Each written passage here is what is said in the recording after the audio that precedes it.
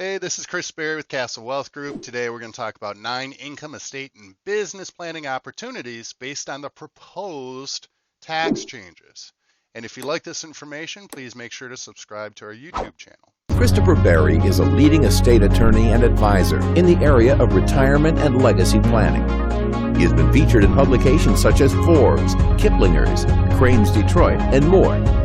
He's the host of the weekly radio show and podcast, The Chris Berry Show. He's a national thought leader as it relates to retirement and legacy planning, and has authored the Amazon best-selling book, The Caregiver's Legal Guide. So we've been watching the proposed tax planning changes because we understand that there's a window of opportunity right now to take advantage before these changes are implemented. And so these are 9 income, estate, and business planning opportunities based on the proposed tax changes. So the first one is take advantage of the higher gift tax exemptions while they're available. And this is looking at not only the estate tax as well as the gift tax. It's called a unified credit.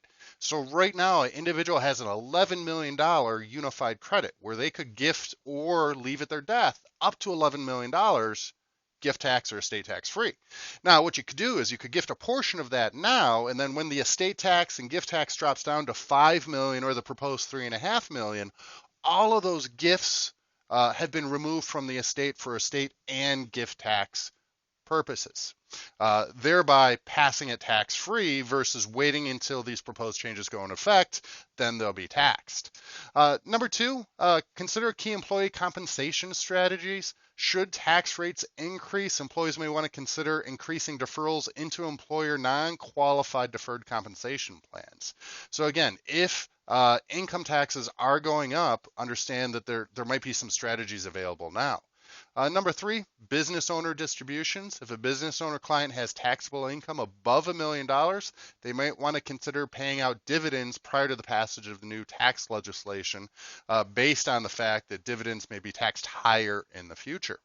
Number 4, consider selling assets that may trigger a long-term capital gain prior to the passage of the new tax legislation. One of the things that Biden has talked about is increasing the tax on capital gains. Number 5, consider capital loss harvesting. Consider selling assets that are in a long-term loss position and then use those losses to offset the gains. Number 6, consider grantor trust status. This is something in our office that we're dealing with on a regular basis, deciding whether a trust should be a grantor trust or a non-grantor trust. A little tax nerdy and legalese, but really it's determining how assets will be taxed. Number 7, business succession planning. There's some things that maybe should be done prior to this enactment of any of these proposed changes to pass that business in a lower tax environment.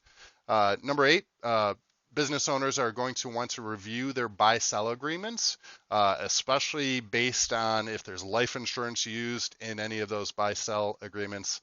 And then number 9, charitable deductions may be more valuable, especially if these changes go through, just because of the increase in the marginal tax brackets and income tax brackets. So those are 9 income, business, and estate tax things to consider based on the new proposed tax rules. And if you like this information, please make sure to subscribe to our YouTube channel. Thank you so much. Castle Wealth Group has clients across the nation and helps families plan, protect, and preserve what is important by creating a retirement and legacy blueprint.